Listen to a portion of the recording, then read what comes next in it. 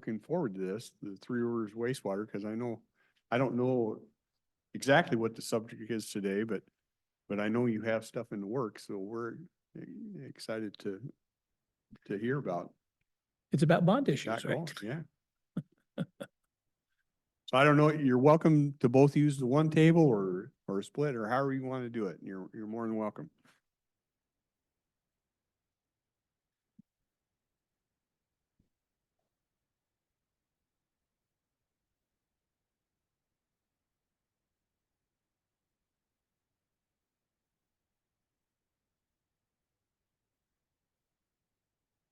We have a day, days. We had.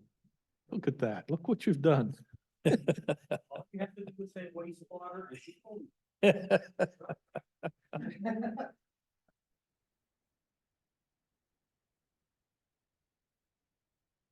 If it's easier, you certainly can both be able. You can split the tables is really all I'm saying. It's a different stuff. We just need to have a presentation of someone being Oh, run through that. Oh, you weren't gonna hand draw it?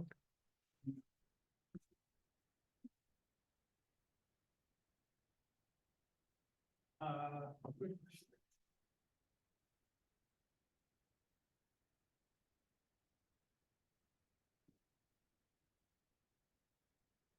This is only a fraction of the people that were at the Longview presentation. Yeah. But it is recorded and sometimes people show up, sometimes they don't. the chairman did We advertise it. we tried yesterday, didn't we? Yeah. Yeah, I mean, the last 2 weeks we've been talking about. he announced it. Everything was fine until he decided he would no longer provide free Heineken at the meeting.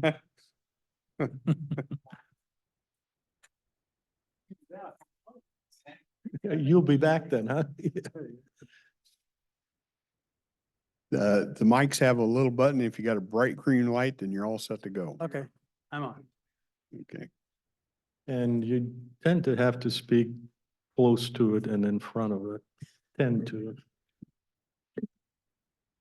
That sound okay? It is absolutely okay until you look at us and then your voice goes away from it. See, so. I'll You've got a little room I'll to figure this move it out. right in. So There seems to be, Okay. seems to be an accent with that particular microphone also. I'm from the Midwest, from Wisconsin. Ah. I'm just from Toledo. Don't say just from Toledo. Toledo's cool.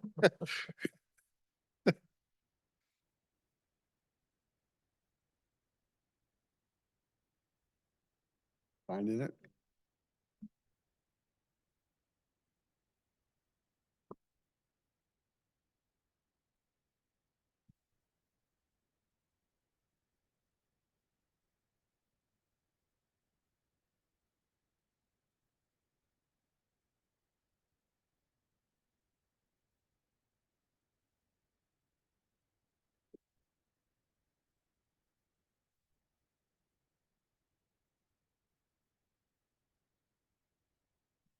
That's okay. There we go.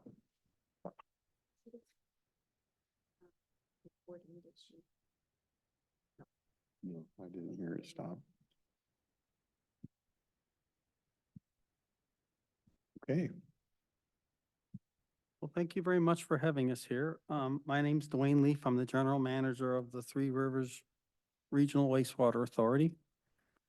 I've been in the position for 20 years and I am retiring at the end of this year. So I brought with me Joe Jordan, who is our current lab manager. He will be succeeding me and I've been training him for a little over a year.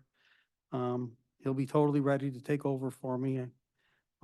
My belief is he'll be better at the job than I am, so that should be an advantage for you folks moving forward. So the Three Rivers, could we go to the next slide, please? Thank you. So the Three Rivers Regional Wastewater Authority is obviously a regional treatment facility. We serve the city of Longview, the city of Kelso, small portion of Cowlitz County, and the Beacon Hill Water and Sewer District.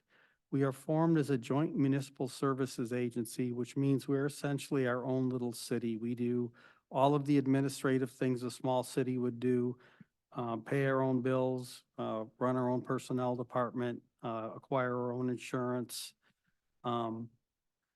It's a really nice arrangement that it's really been fun to work with. We are governed by two boards. The first board is the Board of Directors. Commissioner Mortensen is the person who is, your board representative on there, and, Commissioner Weber is the alternate. That board meets usually twice a year. The first meeting is in the spring or June, basically. And at that meeting, the Board of Directors reviews how we did the previous year on the budget.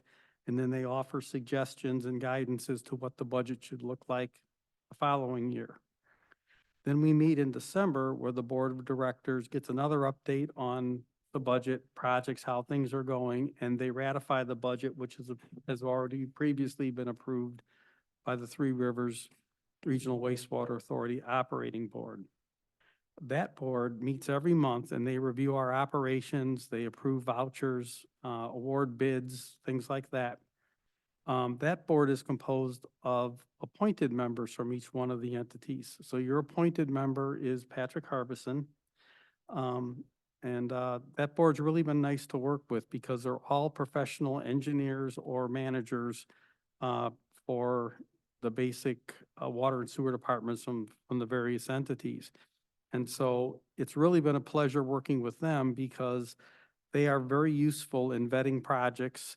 We don't claim we always know everything. Sometimes we run into a snag and there's several options that we think would equally work, and that board is really good at winnowing through those options with us. So it's been a very awesome arrangement, and it's really been a pleasure working with that board over the years. Under myself, there are 4 managers, there's 4 departments, and Joe will go over those. He'll be handling the rest of the presentation after I do this brief part here. And by the way, please feel free to interrupt us with any questions you have. This is supposed to be informal and interactive.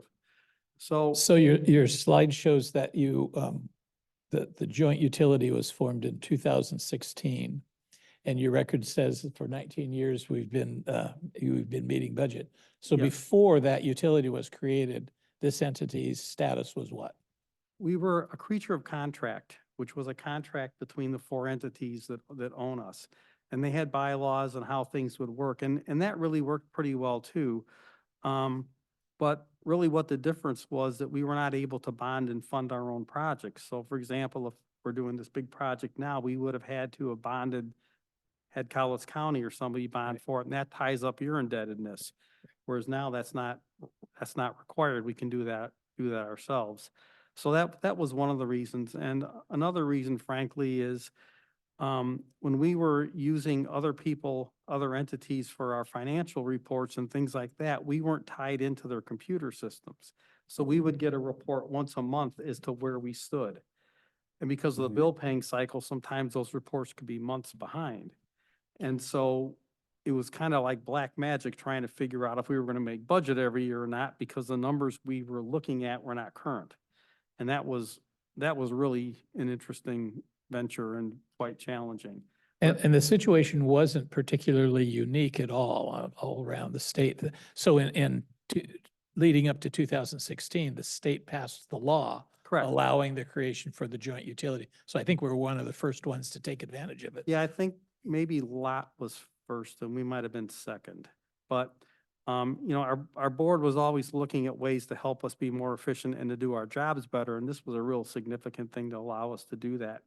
But the Three Rivers Regional Wastewater Authority actually used to be called the Cowlitz Sewer Operating Board. And in that format, we were in existence like from 1976, I think. And then we changed our name probably in the mid-2000s to the Three Rivers Regional Wastewater Authority. And then that stayed our name when we became the Joint Municipal Services Agency.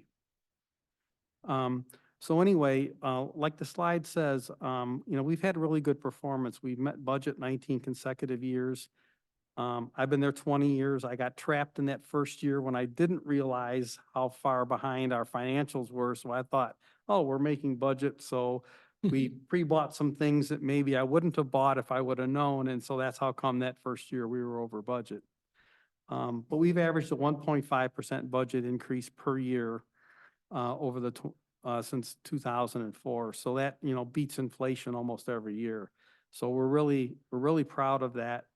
The way we accomplish that is our staff is really motivated. Our mission is to do a better job every year than the year before and to do it and to save money while we're doing that. So, that's really been our method of doing this. And the staff I work with are so incredible. I mean, they're just amazing people. They really look at your money like it was their personal money, and that's how we basically, get things done. But a key factor in us being able to meet that budget thing is that we treat outside septage and sewage for other places, and we make money by doing that. And so the money we make gets rebated essentially against what it would cost the entities to run. So in the last 3 years, we have treated over $1 million worth of septage. And that money directly comes off of the bill that the entities would pay to run us. And so every year our goal is to treat more and more septage. And that's really what this big project is about, is we're going to be expanding our ability to do that because there's currently more of a demand for our services than we can actually provide given the way the plant was constructed. Because we weren't built to do any of this. The reason why we're able to accomplish this is our staff is really innovative about identifying unused structures in the plant that we can store product in and then bleed that into the plant process without making us violate our permit. And it's, our staff is really driven to make money, which saves our entities money. And that's really what our secret sauce is to having our budget performance.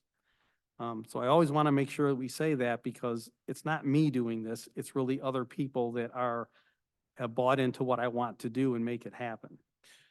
So, yeah. I'm curious, you said outside septage? Yes. So outside of Cowlitz County? Oh, yeah, most of it's outside of So Cowlitz County. industries, businesses, or, We are treating septage from as far away as Long Beach. okay. Really? And we're treating it from some places in Oregon. I mean, I'm very, I think of the right word to say this. I try to look at a public utility like it's a business. Mhm. And so when I hear that other treatment plants don't like to treat septage because it's hard and it's a bother, I'm like, well, that is the excellent news for us because we want to take it and we'll take as much as we can get without violating our permit. And so, other places, I mean, it is a hassle to do extra work, but if it's got a benefit, you should do it. And that's really how we look at things. So we treat biosolids, we treat the biosolids from the Toutle treatment plant operated by the county. We also treat biosolids from Lewis County. We've treated biosolids from as far away as North Bonneville. We've done Woodland, we've done Kalama, we do Ridgefield. If we can fit it into our process and not violate our permit, we're going to do it. And all this stuff we bring in is a profit for us, which therefore creates essentially a savings for our owners. So, go ahead. So along those lines, by the way, I am impressed with the attitude, always have been. I appreciate that.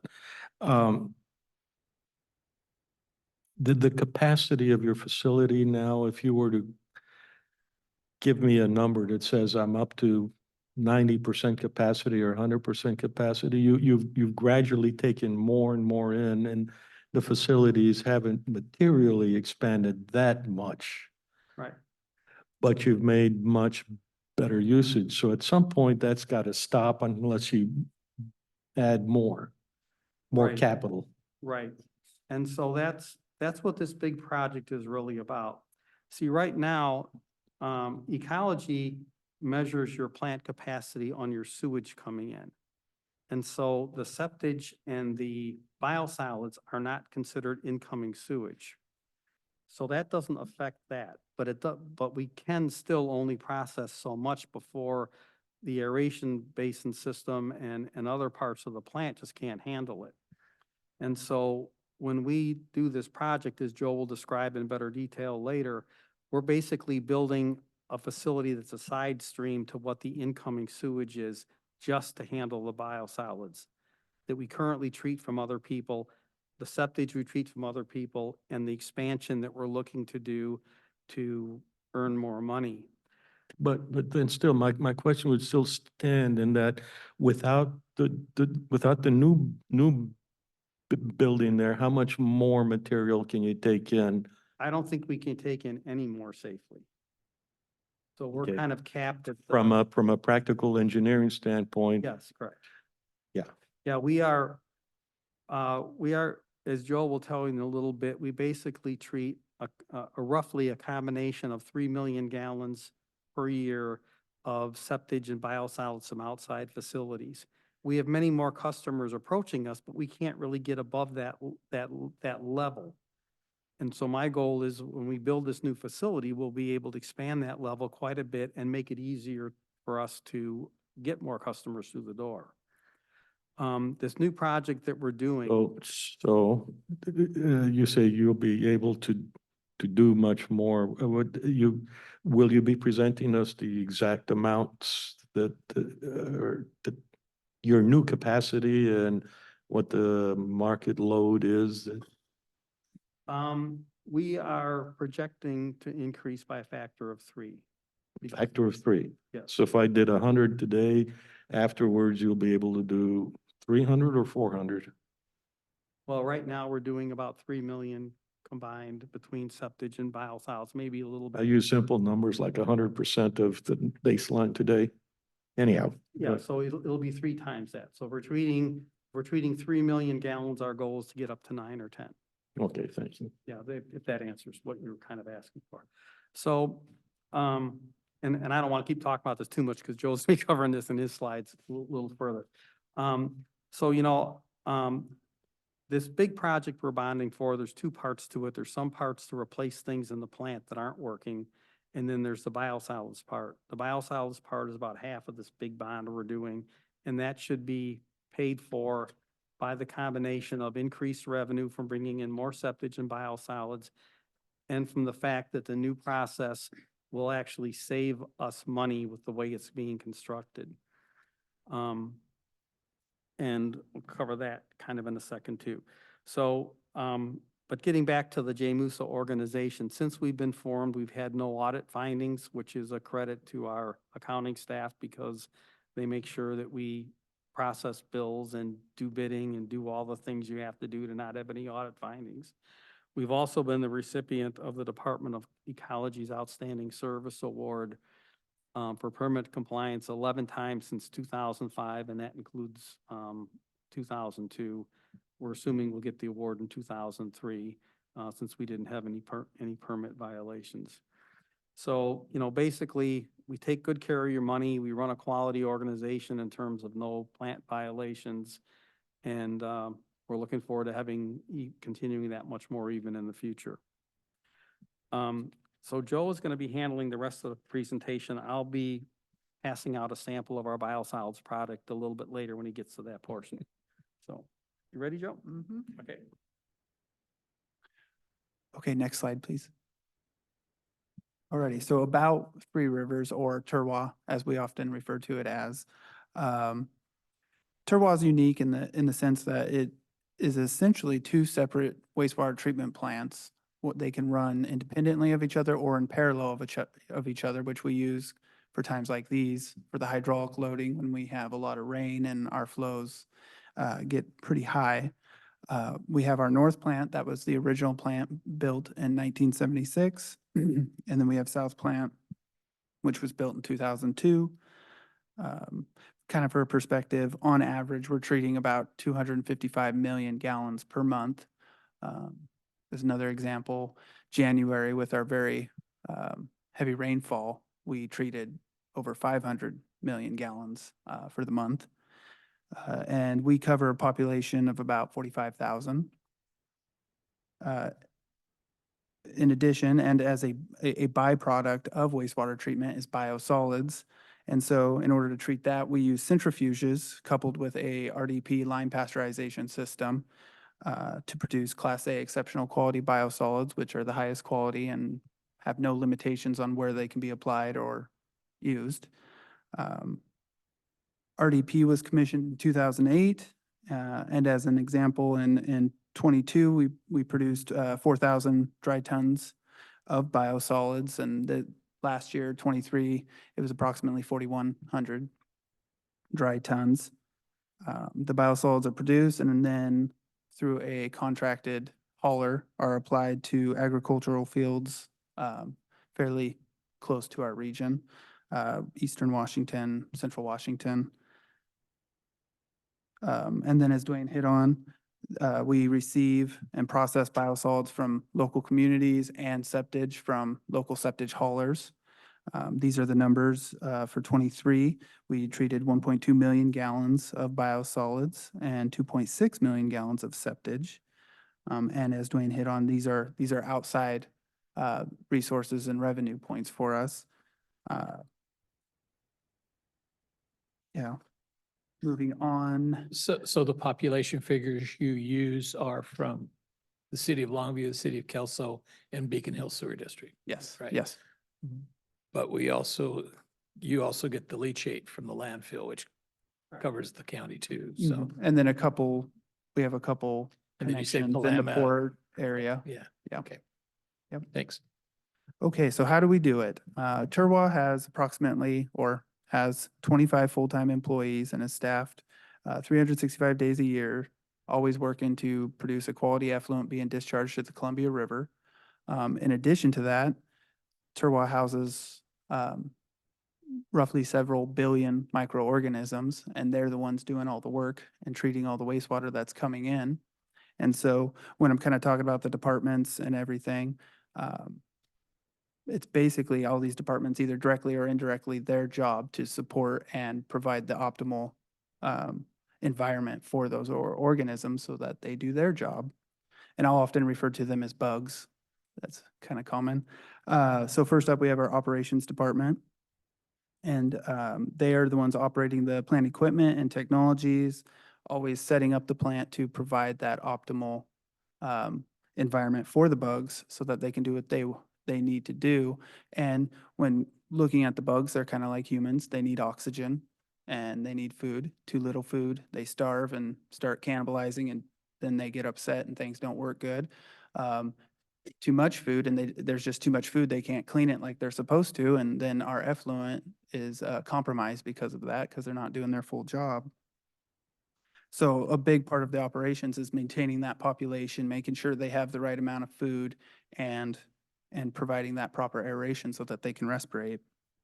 In addition to that, the operations are also managing the solids handling, and that's actually wasting the microorganisms from the system. That's the lowering of their population, because we also are trying to keep a young population at the same time.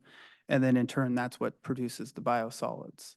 And then they are loading it out to the hauler. Next up, we have the lab and pretreatment department. This is my department. We have a pretreatment operator who is monitoring the local industrial users and dischargers, the commercial dischargers, and making sure they're not putting anything down the drain that's going to harm our bugs and prevent them from doing their job. And then we have a laboratory tech. He's constantly monitoring the plant through specific tests. We have an accredited laboratory, and he's kind of keeping an eye on the bugs, letting us know how they're doing, how they're feeling, while also testing for required compliance limits through our NPDES permit, doing quarterly and annual sampling, both with our wastewater and our biosolids. Next up, we have the accounting department. They're the ones managing all the billing, invoices, the coming and going of the biosolids. They keep the lights on for us and make sure we can operate all the equipment, all the bills are paid. They're also ensuring that proper compliance and filing of plant expenditures are meeting the state auditor requirements. And last, but certainly not least, we have our maintenance department. Like I said, Turwa is running 365 days a year, and some of our equipment is running 365 days a year, 24/7. So they do an excellent job of making sure that we have all the equipment we need in times of high rainfall and everything to get it online and be using it so that the bugs aren't being compromised. Do you have, I'm assuming you probably have redundant systems? Yes, Yeah. extra pumps and yep. Okay, next slide, please. So now getting into the upcoming projects, the total project cost is estimated to be about 48 million. With half of that being projected to be funded out of operational costs, savings, and revenue enhancements. Just as a brief outline of all the project itself, we have the North Plant primary clarifier replacement. We'll be replacing the two original primary clarifiers in North Plant. Before you go on that, on the top statement, what's what I might sloppily call the payback time? So you're saying about half of it is going to be funded by operational costs savings, but you don't save on that on the first day. It's over some time. Do you have that, John? I don't know if I have that exactly, but Approximately is good, yeah. I would say, the debt for the solids handling part of the project is probably gonna be retired in 10 or 15 years. But the bond is at 20, so, you know, that includes everything. It might actually be a little faster than 10, but I don't. You're talking about 10 years is what you're saying? For the 24 million, I believe that'll be paid off, in about 10 years. But the bond itself, you know, it's. Right. Yeah. I'm actually surprised, but that's not unreasonable, but that based on it would seem to be that would come in sooner than that. So I'm thinking you're probably telling me a conservative number. Well, let me put it to you this way. I'm leaving at the end of this year. I'm turning it over to him. I'm not leaving him with any bad surprises. So my projections are as conservative as I can make them because I want him to look really great after I'm done. And still support the business case. Yeah. Yeah, okay. Okay. Then we have our solids handling upgrades. With this, that's going to be improving our solids solids handling capacity for the plant. That's going to be our aerobic digester, an RDP system removal, and in place, we will get a drum dryer. And then the hauled waste system or station will be upgraded. So again, on the first line item, the North Plant primary clarifier replacement, that's something that would be categorized as not necessarily new, but truly part of a maintenance program. Okay. Yeah, basically number 1 and 3 here, those are kind of upkeep or maintaining current existing structure, whereas number 2, the solids handling upgrades, that's more of the Expansion. upgrades and the revenue Yeah. increases. So I'm assuming you have built up a reserve to take care of these, depreciation, or however you want to talk about it. Well, actually, I would say not much of one. But what we did was, we raised rates 2 years ago, and we raised rates this year. And those rate increases. I hate to be pedantic, but people can't hear you if yeah. I even had my mic off, sorry about that. Okay. So we have, we raised rates 2 years ago in last year's budget. Those amounts plus the rate, plus the money we do have is enough to fund the debt service for the first few years. We have planned to raise the our budget by $100,000 for this project, either 3 or 4 times, depending upon what the bids come in at and things that we don't know yet. Each one of those increases is planned to take place every couple of years. And that amount of money, looking at the full budget, is about a 1% increase. So we raised rates roughly 3% 2 years ago, 5% last year. In the next, 6 to 8 years, there'll be several rate increases of 1%, and that is enough to fund this project. So, so that's the plan. Now, if the bids come in higher than we expected, obviously that plan will be adjusted. If they come in lower, that plan will be adjusted.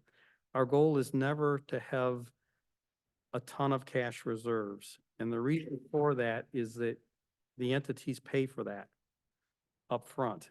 And I have never wanted to collect a dime more than we actually need to run.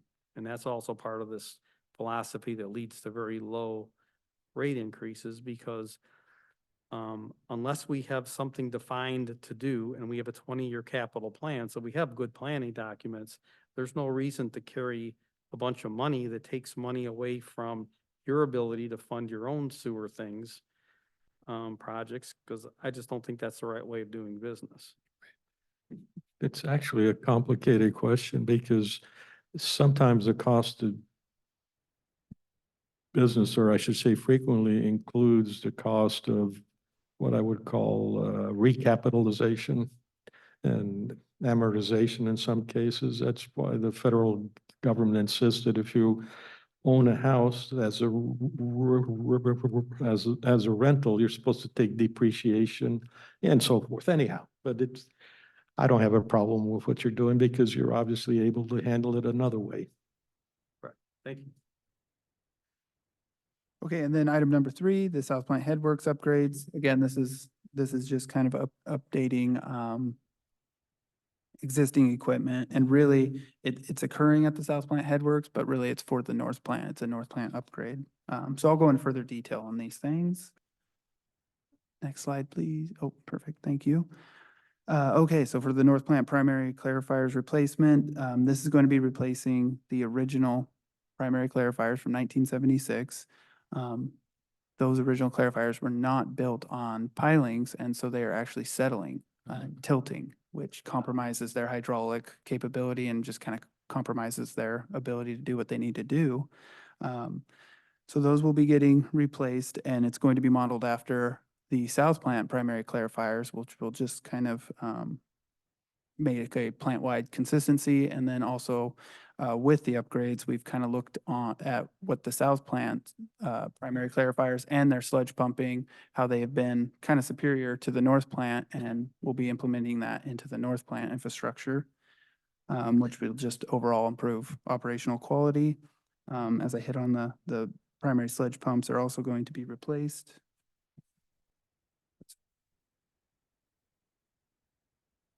Oh, yeah. Oh, yes, yeah. And the South Plant clarifiers will be built on pilings this go round.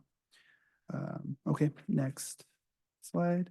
When you say improves the operational quality, is that a metric that I, as an outside observer, could see in terms of your effluent product?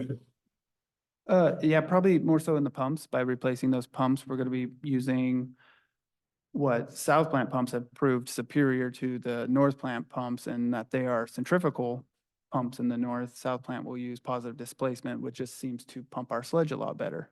And Okay, so I see the improvement is actually your energy consumption is going to go down based on what you just said. I'm just wondering, I've seen Department of Ecology demand quality improvements, like when Northwest Innovations was going to put some effluent back into the Columbia, it had to be cleaner than the Columbia. And I scratched my head and said, okay, but to which extent? You're just talking about operational efficiencies here. Okay. yeah. Okay, so now the solids handling Give upgrade. me a second. So I'm going to pass out examples of our current biosolids product and what our new biosolids product will look like.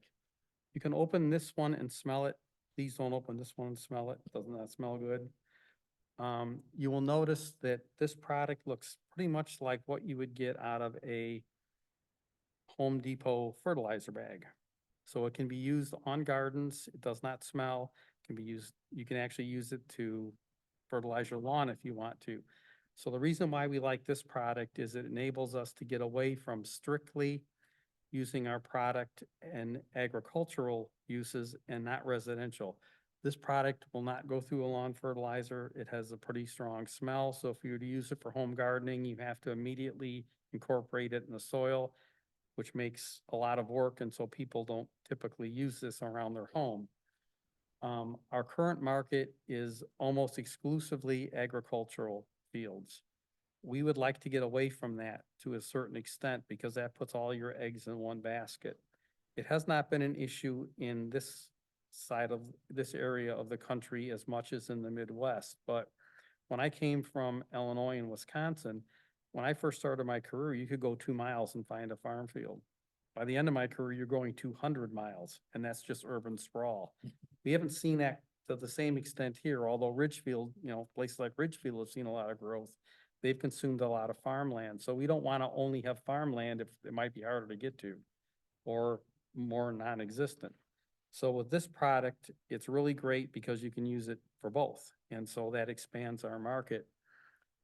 In addition, this product is about, at the best, 50% solids, so 50% water. This is 90% solids or 10% water, so the amount you have to apply goes way down, and that's part of our savings projections, is that we expect our biosolids hauling budget to go from roughly $350,000 down to $50,000, $70,000. So we'll say that every year with this product, if we have to haul it all to farm fields, which we think we won't. This product also can perhaps be something that somebody would buy in the fertilizer industry and use it as a fertilizer, blend it with their fertilizer product. That is not even included in our financial projections that we might be able to sell this. We're just saying we're gonna pay less to haul it. And that's why I say my projections are very conservative, because we might make money instead of spending money on this. So I'll pass this around. So can I infer that you currently do selling wholesale? And so at some point, I'm not going to go and find a package at Home Depot that says packaged by Joe Jordan or something like that. I don't know. We haven't, that's something that could be possible, but we're not counting on it. And that's why I say the financial projections are really conservative, because we're just looking at what we can save, not necessarily what is possible to make.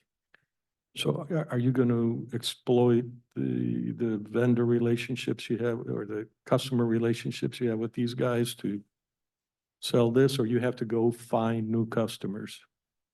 We All of the should- above, huh? Well, right now, our relationships with our vendors, if you want to call them that, are strictly farmers. And so the farmers can still use the dry product. It just depends on us to how much we want to give them later on as to what makes sense, because we pay to have a truck to farmers and they get it for free.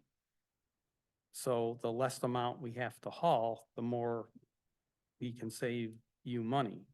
So our goal is to come up with some combination of. This is the one not to open.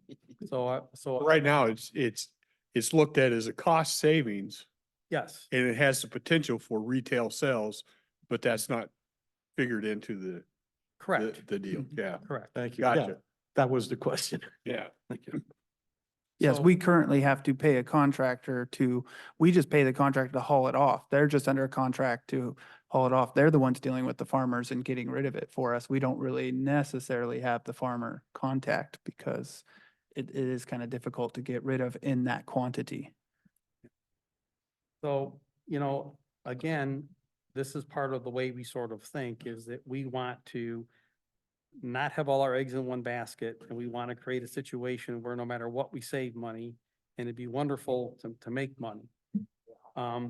One of my personal preferences, although I have nothing to do with the decision, is I would always like to retain some at the plant site for the public to come get if they wish to use it for home use and either charge a really nominal fee or nothing. Because I think that's a good public relations thing to do, to provide that as a service. But that's my personal opinion, and that decision will be made by Joe in conjunction with the operating board and the board of directors 3 or 4 years in the future when this project actually gets underway and we actually have the product in our hands. And I agree with you on that. The little plant out in Castle Rock that makes soil that he sells all over, if he wanted to incorporate this, then he could work with you folks and Right. do that. Yeah, Mhm. Yep. yeah. So back to Joe. Okay, so now on to the solids handling upgrades. I think a good way to start this, kind of to Commissioner Mortensen's questions, is kind of first give you an idea of how we currently are doing it, and then discuss the upgrades.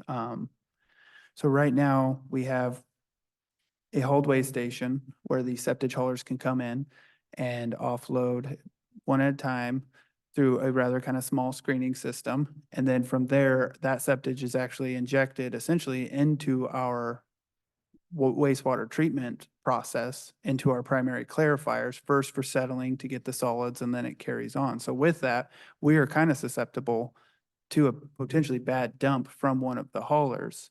And also with that, kind of talking about the bugs again, the bugs can only eat so much. So we're putting them in, we're adding an extra food source to them with the septic coming in, and it's a very high food source, coupled with our regular wastewater flow coming in. So that's where we're kind of limited with capacity. We only have so much bugs to eat so much coming in for the septic haulers, and we don't necessarily want to find that limit of what is too much.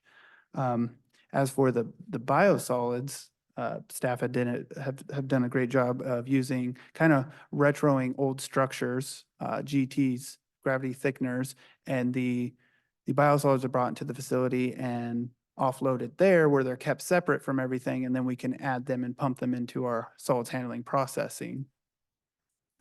So with these upgrades, that's going to improve all of that capacity and take the septic injection point essentially and make it separate from our regular systems. That way our current or our wastewater processes aren't susceptible to a bad load from somebody. So first up, we'll have the 2.2 million gallon aerobic digester. And this is essentially a giant tank where all the microorganisms, there won't be any food for them except themselves. So they'll start cannibalizing and digest themselves, and that already gives us more capacity. Plus, again, it's separate. Everything coming into the plant will be separate and go straight into this digester. So we just have to provide them the air, and they'll do the rest and eat themselves essentially. And then So the effluent that we send from the landfill is not the same that you get from the cities, right? Because it's not, Right. right, it's not human waste. right. Is, how much of the load comes off of the landfill for you? I know we've heard those numbers, and I can't remember how many In the gallons. summer, it's actually quite a bit, because in the summer, our flows are 5 million gallons. The landfill discharges several 100,000 gallons per day usually. So that's a pretty high percentage. And the strength of what the landfill is discharging is also higher than what the domestic is. So that actually, so it's not just the volume, it's a stronger volume. Okay. So that is something that the landfill is actually working with ecology and us on right now to do engineering reports to actually get down to the levels at which domestic is discharged. And there's reports being done, and our plant is also doing a headwork study right now, because we've had some challenges from some industries that our limits are not what they should actually be. They should be more relaxed. And so we're having an engineering firm study that, and the results of that will then go to ecology, because ecology has to approve our limits for what's can be discharged to us. And so we didn't want to saddle the landfill with shooting for a target that might change. We wanted to know the target, which, makes sense because it's gonna cost, the lower the landfill has to treat to, the more it's gonna cost them, or you actually. And so we want to know those numbers for sure. So we should have this summer sometime, certainly by June, we should have our results back from that study. Then we can talk with ecology and landfill and say, okay, these are the real numbers you need to hit.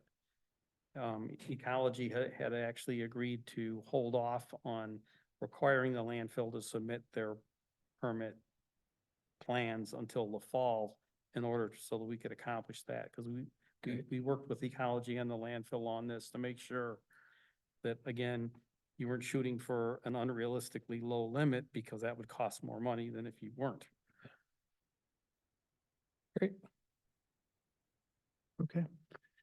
I will add to the digester operation that if ran properly and doing what it should, it is supposed to reduce the solids content by 38%. So right there off the bat, that's going to increase capacity because it's just going to consume itself essentially, down to 38% of whatever we're receiving.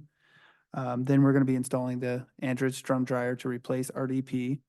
I'd say right off the bat, that's a money savings because cost is 600 to 700,000 a year. And purchasing lime to add as part of our treatment. So it'll also lower the whole bulk of our product because we won't be adding the lime to it to increase the overall weight and bulk to it. The drum dryer will be operating off of natural gas. And as you guys can see, it's going to make a much more drier, desirable product. The current product we're producing, at best, we might be able to get it to 50% solids. The product coming off the drum dryer is going to be 90% plus. And so again, another reduction in the overall size and volume of the product, which increases our capacity, lowers our hauling cost, and what we have to do with it on the back end. And then last, the hauled waste station, we're going to be upgrading it significantly using updated technology. The new system will allow for 2 trucks to offload simultaneously as opposed to 1. It's going to have less maintenance and operator oversight. It has an ability to self-clean itself. And it's going to improve the safeguards and controls of the plant process again, because it's going to go directly to the digester, not into our primary clarifiers. Anything you want to add? Yeah, we'll add something to what Joe was saying. If you look at that jar with the green lid, about half of that content is lime. So how we got to this lower hauling number is the digester drops whatever goes into it by 38%. Because we're not using lime, the volume we're currently generating goes down by half. And then you're drying it another 50% from maybe 50% solids getting up to 90%. So that's like a cascading effect of lowering what the end product comes out at. And that's really how we calculated the savings. And those are also pretty conservative numbers that we use for that as well. So I think Joe will do much better than what I'm projecting. Moving on to the last slide, the South Plant Headworks upgrades. Again, it's the South Plant upgrades, or the upgrades are occurring on the South Plant Headworks, but essentially this is to improve North Plant. The North Plant grit removal system was a rather poor design in that it didn't actually remove the grit till after primary clarification, after the solids had settled. So now we have essentially a sand grit trying to pump through the pumps, which are abrasive. They clogged all the time. It becomes an issue. The upgrades will now place the grit removal in front of primary clarification. The influent is going to come in, there's going to be rags removed, and then the grit will be removed. And it's kind of a two-phase process using centrifugal force essentially, which will likely, because of the 2 stages, improve the removal. And it will centralize the plant process for all grit removal to be occurring at the South Plant Headworks as opposed to 2 different locations at the plant. And then that ends it. Do we have any questions? The one question that I had is the overall bond issue, is that the 48 million? You're gonna borrow that to begin with, but you won't have any problem paying it off. I mean, it's planned out that the payback's based on the revenues that you get. Correct. Yeah, okay. I was unclear about half of it, not being a problem. Yeah, because, because of the projected revenue coming in and the cost savings, the true effect of borrowing 48 million means we're really paying back 40 or half of that roughly. So it's, when we started the bonding on the project, we hired a financial manager, which is not required as part of the bonding process, but the financial manager acts to be on your side. It's kind of like if you buy a house and you have a realtor. If you're the buyer, they're not working for you, they're working for the seller, really. In this case, the financial manager works for us and they look out after our interests to make sure that we're represented the best way and that the actual bonding works out completely to our advantage. Because otherwise, if you're just using bond counsel and the underwriter, it's kind of like the realtor situation, where it's more skewed towards the people buying the bonds, not the people who are paying for the bonds.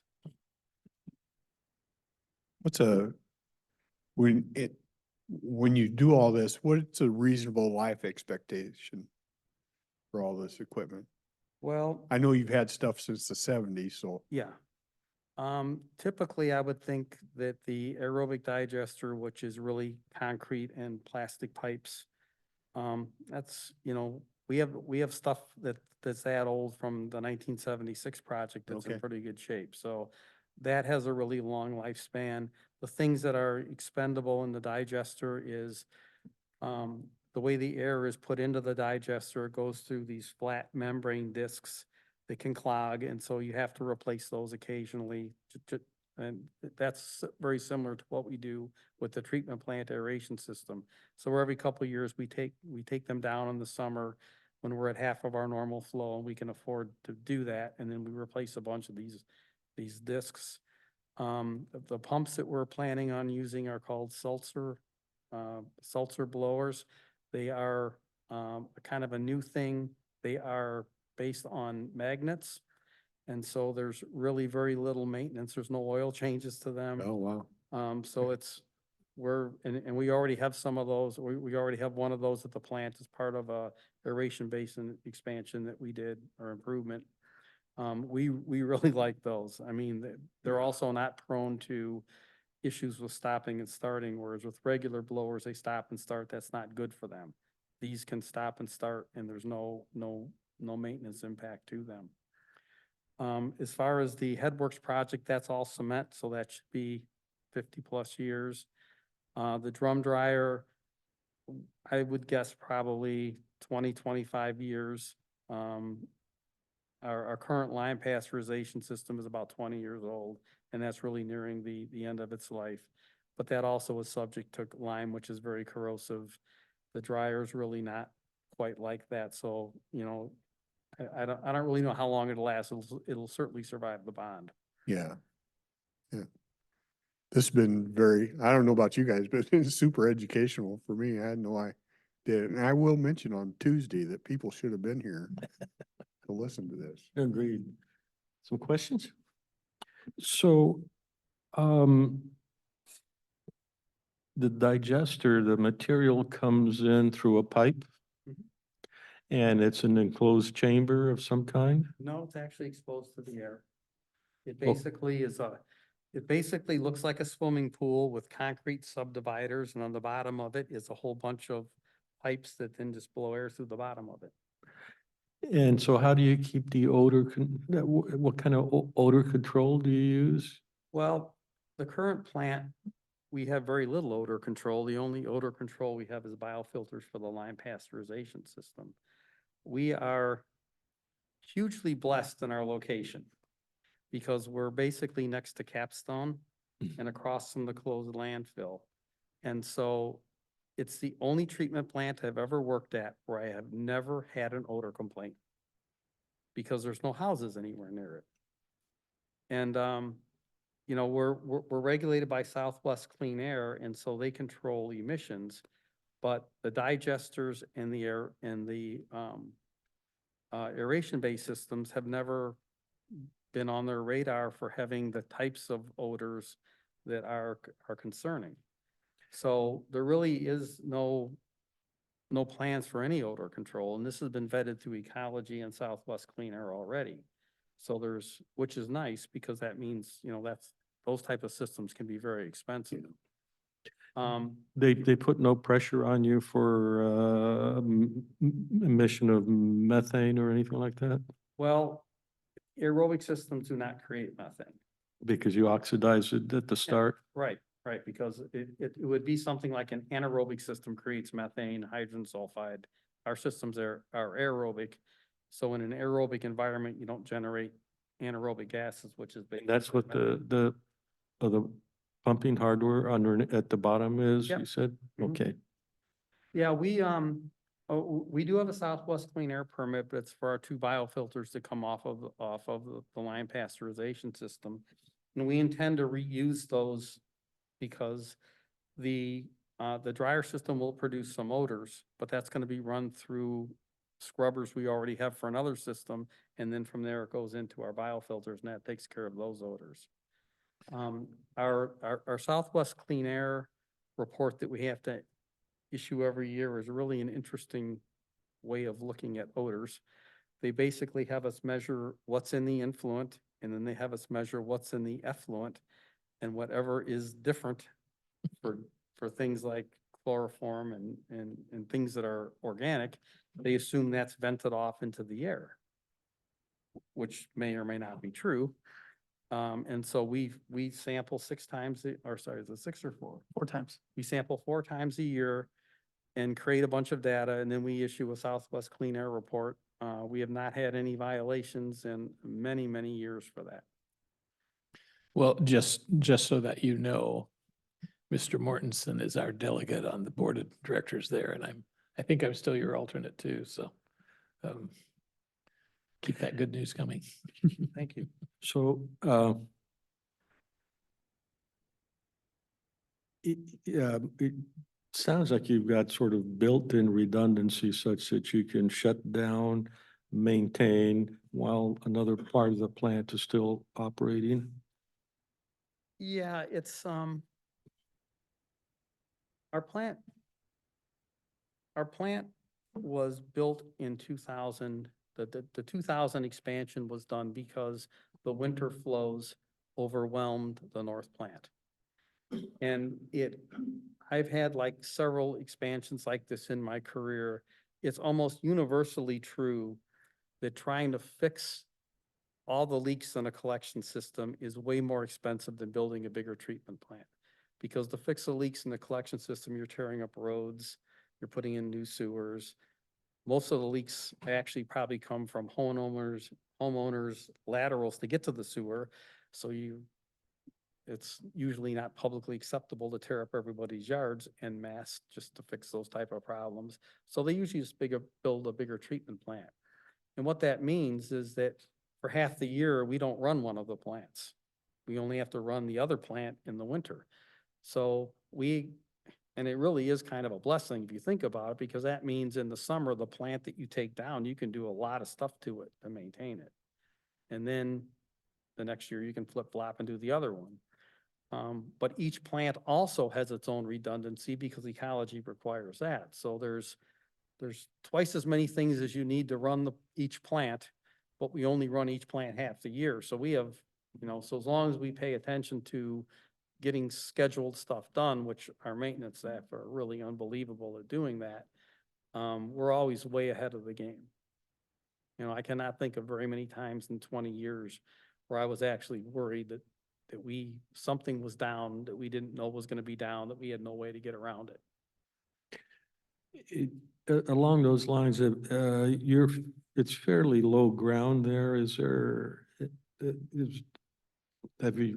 Do you have to have an emergency plan in case you're flooded? We have not had any flooding in 20 years, and I don't think there has been any flooding there ever that I know of. And you're right next to the. Yes. You're right next to the canal. Yeah, we are next to the log pond that's got that little canal. It's kind of at the junction where the Cowlitz joins the Columbia River. So your effluent goes out where? Does it go out into the canal or does it go under the street and out by five? That's a very interesting Fiber. story. Oh, The physical discharge looks like it's it physically is in the Columbia River. But it's so close to the Cowlitz River where the Cowlitz River comes in that it's under the influence of the Cowlitz River. And there's huge differences in regulations between the Cowlitz River and the Columbia River. And a few years ago, I'll say a few, it's longer than that, it's probably about 10 years ago, Ecology attempted to make our NPDS discharge permit match the Columbia River conditions instead of Cowlitz. So I approached the board about this because it would have meant a huge expansion just for that reason. And we did an effluent study on where our effluent actually discharged. It was actually called a mixing zone study.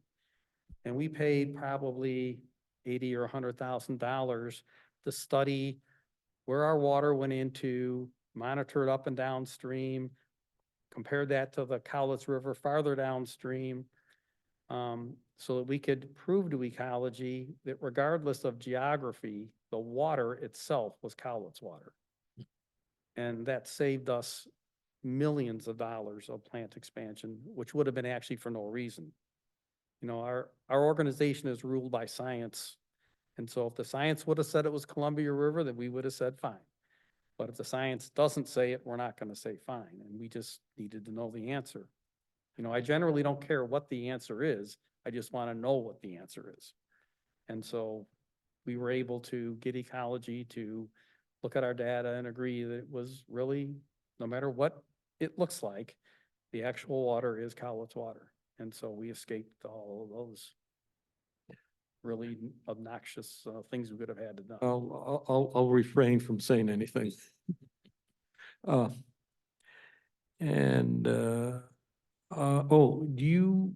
When you look at the dryers, you're gonna consume a fair amount of nat gas, right? Mhm. Do you buy that in the futures market, or how does that work for you? You know, I don't know that answer yet. We actually, we wanted to nail down the construction schedule and a bunch of other things from Cascade Natural Gas, but they would not actually start working with us until we bid the project. Because they have to construct a line either coming off of what the new line they put in for Capstone or a companion line. And it's a pretty significant cost expenditure, and they weren't going to do that unless they actually knew the project was happening, which, you know, I think that makes sense. So I do not know how that is going to work. In other states I've worked in where I built cogeneration facilities and we use natural gas, yeah, we were able to do it off the futures market, but I really don't know how that works in this state. So in this case, it might look like you'll buy so many MMBTUs from Cascade Natural Gas over the next 6 months, and then the next 6 months, and next 6 months.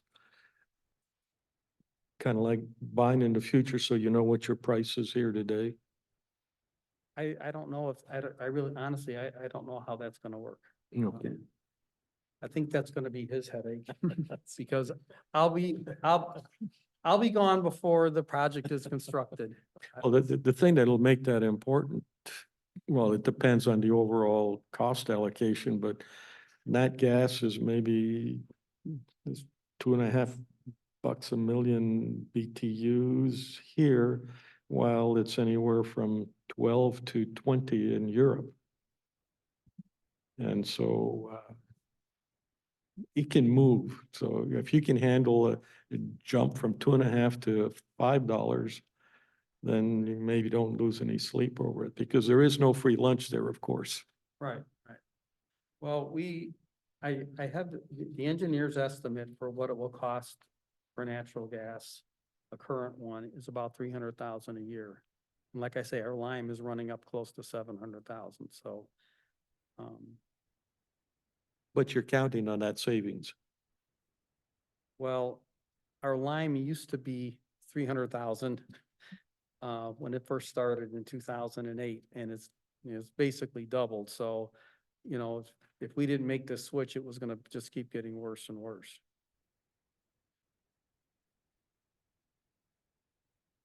Thank you. I'm under question. So appreciative of you guys coming in. Like I said, it's very educational. Thank you, I enjoyed it and we appreciate you doing that. thank you. Okay. Don't want you to forget your stuff. Did Jessica need to see us? Somehow it manages to get back to you. Yeah. Yeah.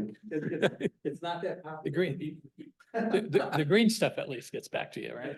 You know what you ought to do is in the big jar, put a little bit of We had, gold flake, so people are inclined to want to. You really wouldn't want this to be open. yeah, No, but if somebody purloins it, Oh. we had Jessica earlier, so I'm just making sure that, we could put that stuff right behind the back entrance of the museum, museum. yeah. That's Okay. probably what it's like right now for them over. But yeah, Yeah. of course. Oh, home sweet home. Yeah. Yeah. Jessica, go ahead. Hi, it's Jessica Warren with Human Resources. I was wondering if we could do an executive session today. It sounds like you need that because something is coming up real quick, so we can do that, Okay, it's for collective bargaining, okay? And how long? 15 minutes. All right? So we'll just head back to executive session, collective bargaining, 10 minutes, she said? Thank you. Okay. Thanks again, gentlemen. Thank you. Okay, we're back from executive session. No decisions were made. Great presentation today. I'm sorry the public didn't show up. I thank you guys for the frank conversation earlier that educated me and I'd like to know that kind of stuff. And unless there's anything else, we will adjourn. I'm in Olympia tomorrow for LSC. I'm told it's the last one. We'll see. So, You are a trusting person. yeah. Okay, we're adjourned.